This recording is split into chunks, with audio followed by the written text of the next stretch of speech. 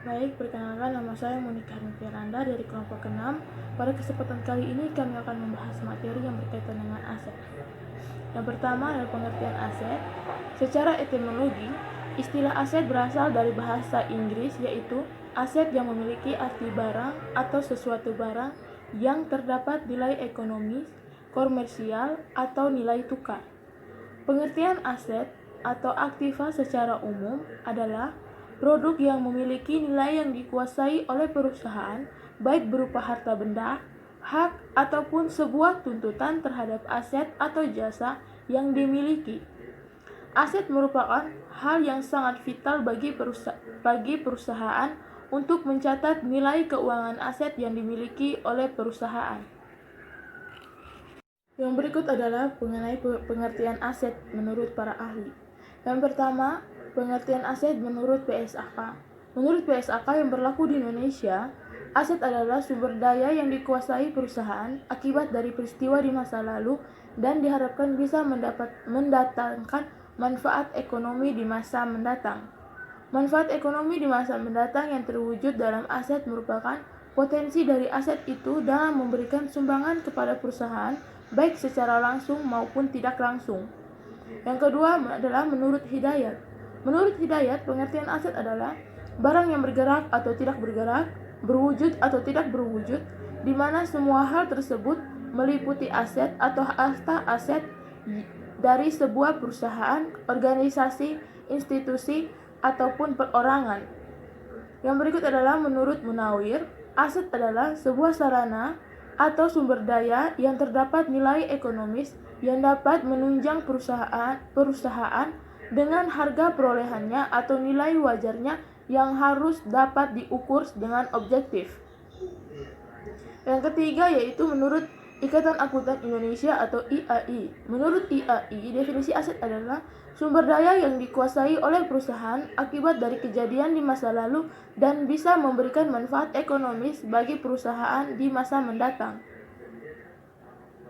Baik, yang berikut adalah karakteristik aset atau aktiva. Yaitu yang pertama, aset adalah manfaat ekonomi yang akan didapatkan di masa depan. Yang kedua, dikuasai oleh perusahaan atau dikendalikan oleh perusahaan. Yang ketiga, aset adalah hasil dari transaksi yang dilakukan di masa lalu. Yang keempat, adanya pengorbanan ekonomi untuk memperoleh aktiva tersebut. Yang kelima, berkaitan dengan entitas tertentu. Yang keenam, menunjukkan proses akuntansi. Yang kedelapan, berkaitan dengan dimensi waktu.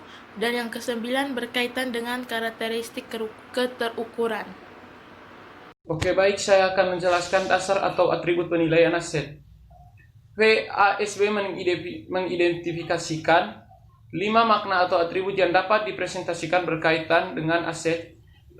Dasar penilaian menurut FASB dapat diringkas sebagai berikut. Yang pertama, historical cost, tanah, gedung perlengkapan pabrik, dan kebanyakan sediaan dilaporkan atas dasar kos historisnya, yaitu jumlah rupiah kas atau setaranya yang dikorbankan untuk memperolehnya. Yang kedua, current cost, beberapa sediaan disajikan sebesar nilai sekarang atau penggantinya, yaitu jumlah rupiah kas atau setaranya yang harus dikorbankan kalau aset tertentu diperoleh sekarang. Yang ketiga, current market value, beberapa jenis investasi dalam surat berharga disajikan atas dasar nilai pasar sekarang, yaitu jumlah rupiah kas atau setaranya yang dapat diperoleh kesatuan usaha dengan menjual aset tersebut dalam kondisi perusahaan yang normal. Nilai pasar sekarang juga digunakan untuk aset yang kemungkinan akan laku dijual di bawah nilai bukunya. Yang berikut, net realizable value, beberapa jenis piutang jangka pendek dan sediaan barang disajikan sebesar nilai terrealisasi bersih, yaitu jumlah rupiah kas atau setaranya yang akan diterima dari aset tersebut dikurangi dengan pengorbanan yang diperlukan untuk mengkonversi aset tersebut menjadi kas atau setaranya.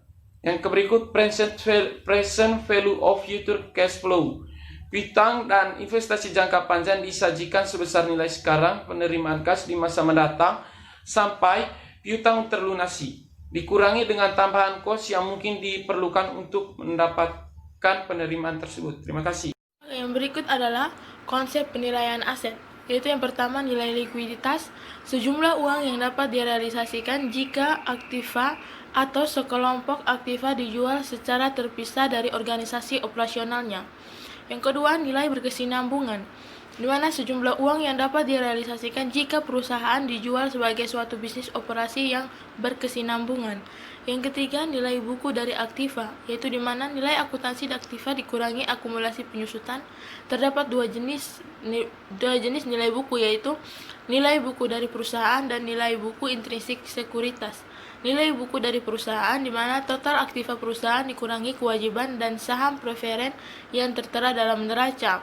Sedangkan nilai intrinsik sekuritas di mana harga sekuritas yang seharusnya jika dihargai secara benar-benar berdasarkan faktor-faktor penunjang penilaian aktiva, pendapatan, prospek masa depan, manajemen, dan lain-lain, atau berdasarkan fakta-faktanya nilai sekuritas dari arus kas yang disediakan untuk investor didiskontokan pada tingkat pengembalian yang ditentukan sesuai dengan jumlah risiko yang menyertainya. Oke, baik. Perkenalkan, nama saya Alexandro Jemiliano Magikongen. Saya akan melanjutkan materi yang dibawakan oleh teman Ika. Oke, yang berikut saya akan menjelaskan materi tentang nilai masukan dan nilai keluaran. Yang pertama saya akan menjelaskan nilai masukan. Nilai masukan aset. Nilai masukan aset didasarkan atas jumlah rupiah yang harus dikeluarkan atau dikorbankan untuk memperoleh aset atau objek jasa tertentu yang masuk dalam unit usaha. Kalau tujuan menyajikan, arti aset adalah untuk menunjukkan aliran kas yang keluar dari unit usaha, maka nilai masukan adalah alternatif nilai keluaran untuk objek jasa bila memang tidak ada pasar objek tersebut. Ada beberapa dasar penilaian yang masuk dalam kategori nilai masukan, yaitu yang pertama, biaya historis. Biaya historis sebagai nilai masukan adalah pengukur potensi jasa yang paling objektif untuk pos aset yang baru diperoleh. Biaya historis terdiri dari 3 jenis biaya, yaitu yang pertama prudent cost, yang kedua itu standard cost, dan yang ketiga itu original cost. Yang berikut itu harga pengganti. Harga pengganti atau biaya masukan sekarang adalah menunjukkan jumlah rupiah harga pertukaran atau kesepakatan yang diperlukan sekarang oleh unit usaha.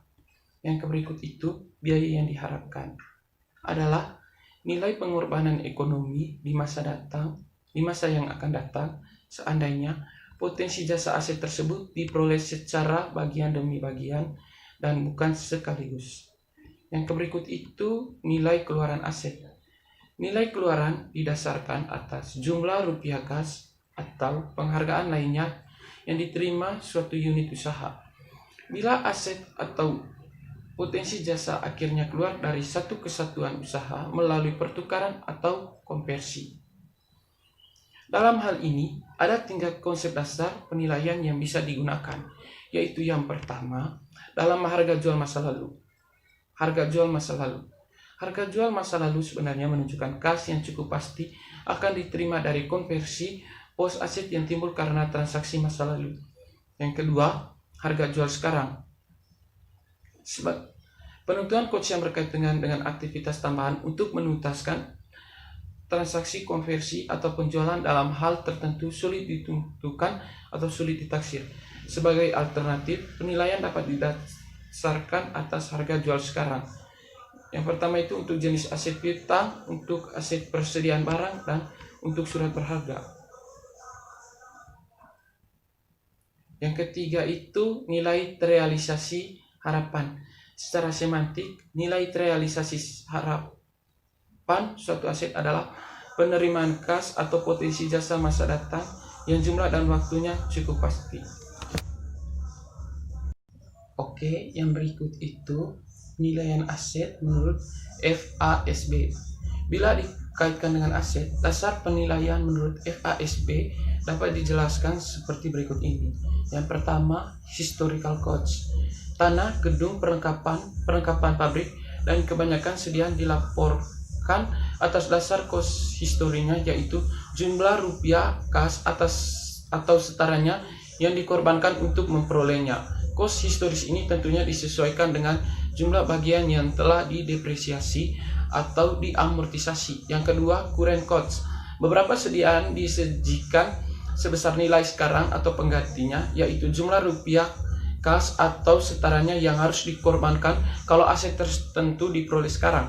Yang ketiga, current market value. Beberapa jenis investasi dalam surat berharga disajikan atas dasar nilai pasar sekarang, yaitu jumlah rupiah kas atau setaranya yang dapat diperoleh kesatuan usaha dengan menjual aset tersebut dalam kondisi perusahaan yang normal. Nilai pasar sekarang tidak digunakan untuk aset yang kemungkinan akan laku dijual di bawah nilai bukunya. Yang berikut itu net realizable value. Beberapa jenis piutang jangka pendek dan sediaan barang disajikan sebesar nilai terrealisasi bersih, yaitu jumlah rupiah kas atau setaranya yang akan diterima dari aset tersebut dikurangi dengan pengeluaran yang diperlukan untuk mengkonversi aset tersebut menjadi kas atau setaranya. Yang berikut itu present value of future cash flows. Piutang dan investasi jangka panjang disajikan sebesar nilai sekarang penerimaan kas di masa mendatang sampai piutang terlunasi, dikurangi dengan tambahan kos yang mungkin diperlukan untuk mendapatkan penerimaan tersebut. Oke, yang berikut saya akan menjelaskan tentang kos bunga. VASB menyebutkan bahwa tujuan mengkapitalisasi kos bunga adalah untuk mendapatkan angka kos pemerolehan yang paling merefleksi investasi total kesatuan usaha dalam aset dan untuk membebankan suatu kos yang berkaitan dengan pemerolehan suatu sumber ekonomi yang akan memberikan manfaat di masa yang akan datang untuk dibandingkan dengan pendapatan yang dihasilkan oleh manfaat tersebut. Akan tetapi, kapitalisasi kos bunga hanya dilakukan apabila manfaat informasi melebihi kos penyediaan informasi. Yang pertama, argumen pendukung. Dengan kesiapan pemakaian atau penggunaan sebagai batas kegiatan pengukuran kos aset, kos bunga jelas merupakan unsur kos aset.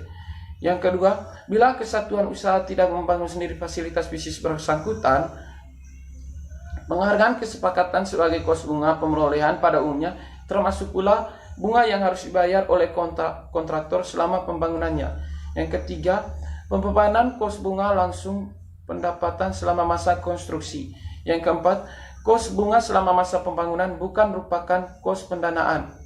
Karena kalau pembangunan didanai dari penerbitan ekuitas baru, kos pendanaan secara konseptual tetap terjadi dan digeser ke pemegang saham dalam bentuk dividen yang pembayarannya mungkin ditunda sampai pembangunan selesai. Yang kedua, argumen penolak. Yang pertama, bunga lebih merupakan kos pendanaan dari unsur kos aset karena perusahaan sebenarnya dapat menghindari bunga tersebut dengan memilih alternatif pendanaan dengan ekuitas. Yang kedua, dengan konsep nilai setara tunai atau nilai sekarang aliran kas digunakan dalam mengukur kos suatu aset, kos pemerolehan suatu fasilitas bisnis harusnya tidak dipengaruhi oleh kebijakan pemilihan cara pendanaan pembangunannya.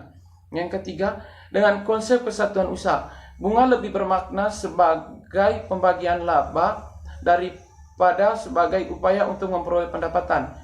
Yang keempat, karena merupakan kos pendanaan yang terpisah dengan kos pemerolehan aset, alokasi kos bunga semua aset non-moneter hanya akan kecil pengaruhnya terhadap laba periodik karena jumlah yang dikapitalisasi dalam suatu periode akan dikompensasi dengan amortisasi bunga yang dikapitalisasi pada periode-periode sebelumnya. Yang berikut itu alternatif perlakuan. Beberapa alternatif perlakuan. Yang pertama, bunga tidak dikapitalisasi dan diperlakukan sebagai biaya periode. Yang kedua, bunga dikapitalisasi dan dimasukkan sebagai bagian dari kos fasilitas bisnis yang dibangun sendiri. Jumlah yang dikapitalisasi dapat sebesar, yang pertama, jumlah rupiah seluruh bunga yang sesungguhnya dibayar atau terjadi untuk dana yang khusus dipinjam untuk pembangunan. Yang kedua, jumlah rupiah semua bunga yang sesungguhnya dibayar atau terjadi untuk semua dana pinjaman yang ada. Yang ketiga, bunga dikapitalisasi sebesar jumlah rupiah bunga implisit dana yang tertanam dalam perusahaan tanpa memperhatikan sumbernya. Yang keempat, bunga dikapitalisasi tetapi tidak dimasukkan sebagai elemen kos fasilitas bisnis yang dibangun sendiri. Yang keberikut itu jumlah rupiah kapitalisasi. Tiap alternatif jumlah rupiah bunga yang harus dikapitalisasi didasarkan atas beberapa argumen atau beberapa pemikiran. Yang pertama itu alternatif 2A didasarkan pada argumen bahwa bunga merupakan elemen kos konstruksi tetapi hanya bunga yang memang benar-benar dibayar untuk dana khusus tersebut yang menunjukkan unsur kos pemerolehan aset. Yang kedua, alternatif 2B berusaha untuk mengatasi kesulitan dalam usulan pertama. Alternatif 2C mendasarkan diri pada asumsi bahwa bunga seluruh dana yang tertanam dalam perusahaan merupakan kos ekonomi. IAI juga mengeluarkan standar untuk mengkapitalisasi sewa guna. Kriteria yang diajukan adalah penyewa guna usaha memiliki hak opsi untuk membeli aset yang disewa gunakan pada akhir masa sewa guna usaha dengan harga yang disetujui bersama pada saat dimulainya perjanjian sewa guna usaha. Yang kedua, seluruh pembayaran berskala yang dilakukan oleh penyewa guna usaha ditambah dengan nilai sisa mencakup pengembalian harga perolehan barang modal yang disewa gunakan serta bunganya sebagai keuntungan perusahaan sewa guna usaha. Masa sewa guna usaha minimum adalah 2 tahun. Oke, yang berikut saya akan menjelaskan sewa guna. Sewa guna. Sewa guna diberlakukan sebagai sewa menyewa biasa sehingga jumlah rupiah sewa yang dibayarkan diperlakukan sebagai biaya sewa. Praktik semacam ini disebut off balance atau sheet financing. Dipandang tidak sehat dari segi pelaporan keuangan karena terdapat utang yang cukup besar yang tidak dilaporkan dalam neraca. PASB mengajukan 4 kriteria untuk mengatasi masalah sewa guna berikut ini. Yang pertama itu, kontrak sewa guna menyebutkan adanya transfer hak milik barang atau properti kepada tersewa guna pada akhir jangka sewa guna. Yang kedua, kontrak sewa guna memuat pasal bahwa tersewa guna boleh pilih untuk membeli pada tanggal yang ditetapkan dalam jangka sewa guna dengan harga yang ditetapkan dan harga tersebut cukup murah sehingga dapat dipastikan di muka bahwa tersewa guna akan membeli properti bersangkutan. Pasal semacam ini disebut bargain purchase option. Yang ketiga, jangka sewa guna adalah 75% atau lebih dari sisa umur ekonomi taksiran properti sewa guna sejak penandatanganan kontrak. Bila umur ekonomi mulai dari penandatanganan kontrak kurang dari 25% umur ekonomi total, kriteria ini tidak berlaku. Yang keempat, pada saat penandatanganan kontrak sewa guna, nilai sekarang semua pembayaran sewa guna minimum selama jangka sewa guna adalah sama atau lebih besar dari 90% nilai wajar bersih bagi pesewa guna. Nilai wajar bersih bagi pesewa guna adalah nilai wajar dipandang dari sudut pesewa guna setelah dikurangi dengan kredit pajak investasi kalau ada yang menjadi hak pesewa guna. Oke, materi yang berikut penyajian pos-pos aset dalam neraca. Yang pertama, aktiva lancar. Disajikan sesuai dengan urutan likuiditasnya, artinya pos yang segera dicairkan menjadi uang tunai disajikan di urutan paling atas. Yang kedua, investasi. Investasi perusahaan pada perusahaan anak atau pada perusahaan afiliasi harus disajikan secara terpisah. Yang ketiga, aktiva tetap. Dapat dibedakan menjadi aktiva tetap berwujud dan aktiva tidak berwujud. Pos-pos aktiva tetap disajikan dalam neraca menurut kekekalannya. Aktiva tetap yang umurnya paling panjang disajikan paling atas, sedangkan aktiva yang umurnya pendek disajikan di bawahnya. Aktiva lain-lain. Klasifikasi aktiva lain digunakan untuk menampung pos-pos aktiva tidak lancar yang tidak dapat dikelompokkan dalam klasifikasi di atas. Yang berikut kewajiban lancar. Pos-pos kewajiban lancar disajikan sesuai dengan urutan likuiditasnya. Utang lancar yang segera dibayar disajikan dalam urutan teratas. Kewajiban yang berikut kewajiban jangka panjang. Penyajian kewajiban jangka panjang harus mengungkapkan ikatan-ikatan yang ada dalam kontrak utang jangka panjang yang bersangkutan, seperti tingkat bunga, tingkat jatuh tempo, aktiva yang dijadikan jaminan, dan sebagainya. Yang berikut ekuitas pemilik. Ekuitas merupakan bagian hak pemilik dalam perusahaan, yaitu hak residual atas aktiva perusahaan setelah dikurangi semua kewajiban. Ekuitas disajikan dalam neraca sesuai kekekalannya. Jenis modal yang sifatnya paling kekal disajikan paling atas, dan kurang kekal disajikan di bawahnya. Oke, sekian dan terima kasih.